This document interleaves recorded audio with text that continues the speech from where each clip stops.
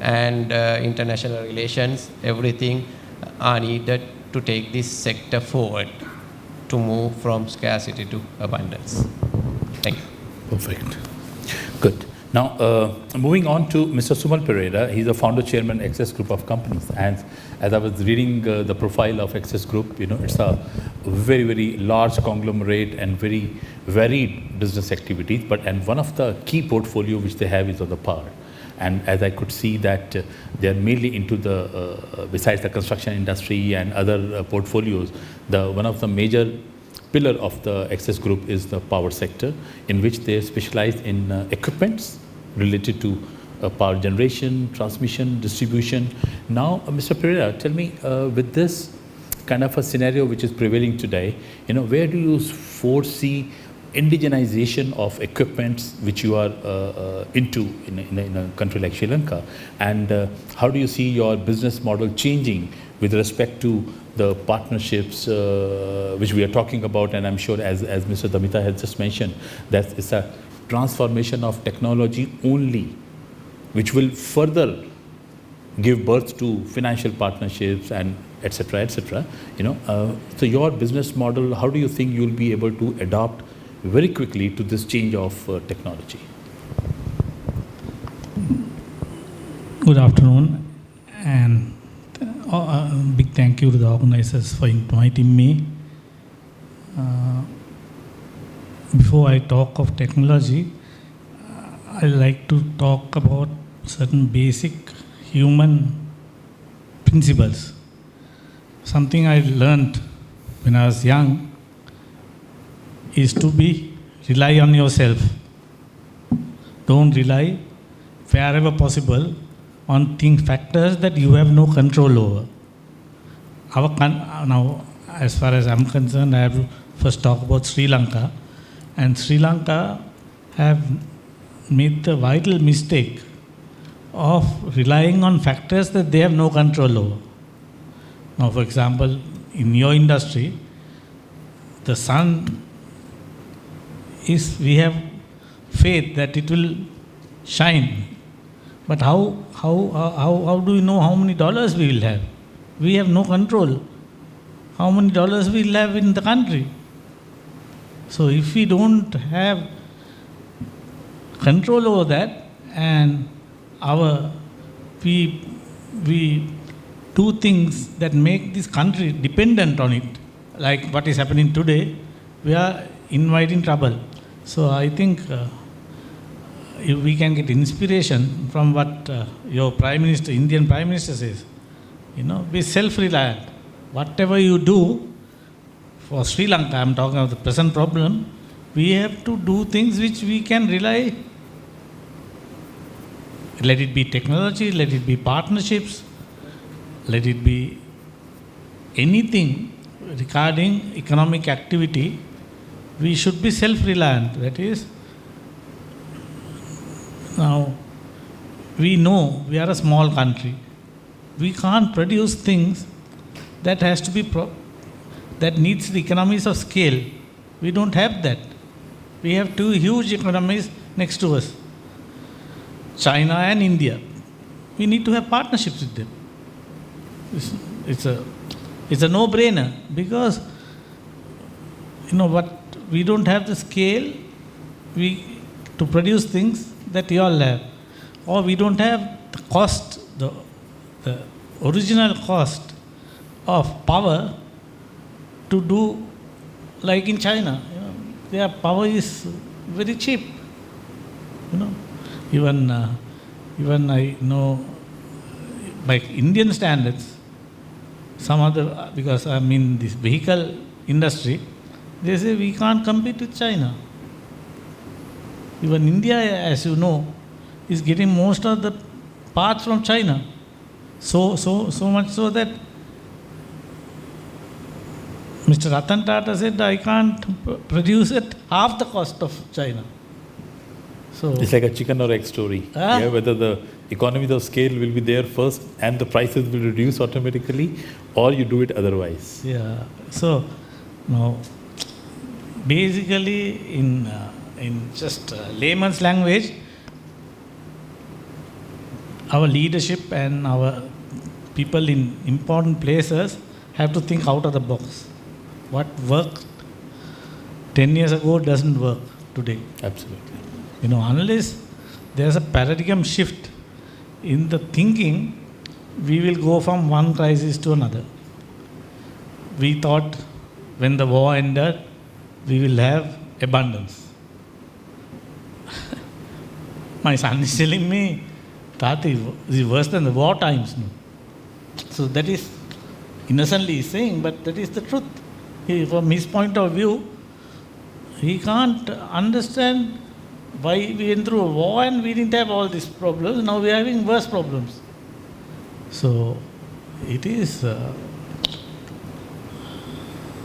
I'm a bit of a blunt person. The monopoly of the CEB has to be dismantled.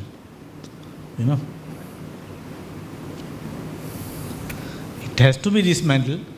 SLT was dismantled. That's how the telecom industry came about. Yeah. As long as those monopolies are there, and regulatory bodies also should be minimal.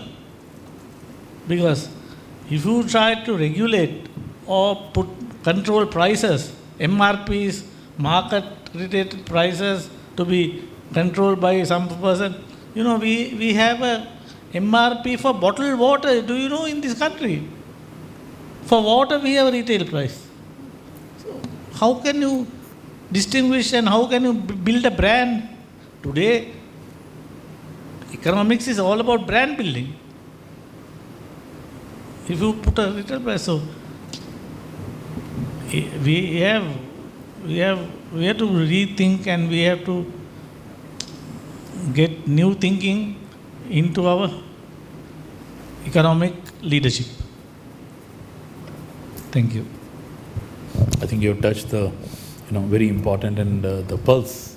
But I'm sure Mr. Namita has something to respond to that. No, actually, I agree with Mr. Sumal Pereira. So we have been talking these things 25 years ago when I was actually working for Access under him. So the other point I missed in my turn was that when you move from scarcity to abundance, prices have come down manifold.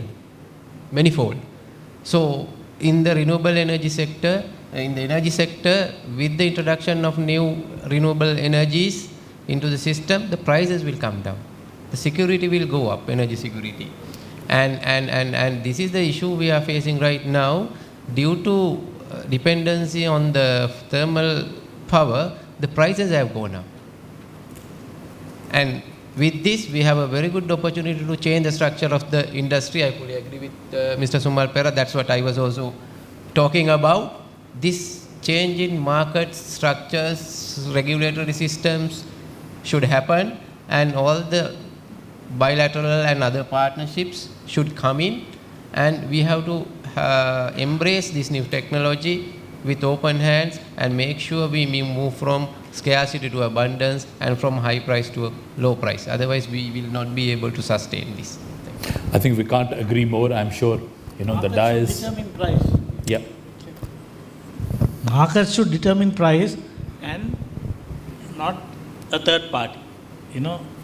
Finally, sometimes you'll have some difficulties to start with, but then markets will always correct itself. But if you try to regulate the price of bottled water, or now we have a very successful telecom industry, but yet we have a telecom regulation companies with bringing different problems to the industry, because if the TRC determines who gets the bandwidth, then it's a big problem. It must be an open, transparent process. Who gets on auction system or something? Or for example, even our casinos, we have no system to get a casino license. So we have a structural deficiency, and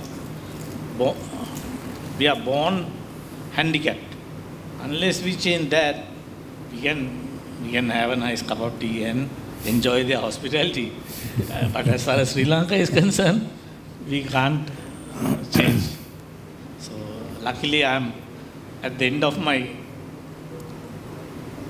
working life, so I can afford to talk the truth, the way I see it, and nothing but the truth. I think as a human being, it should be our fundamental trait to stay positive, stay optimistic. Yeah, let's hope, because unless there is a hope, one really can't work towards it. But I think what Mr. Damita has said, none of us in the room can agree more than that. And I think India is a classical showcase of how economies of scale can bring down the pricing. Whether it's the telecom sector, I remember the days, if you look at maybe 25 years back, at mobile, when we used to receive incoming calls, people used to disconnect and then call from the landline. Because there used to be charges for even receiving a call on your mobile.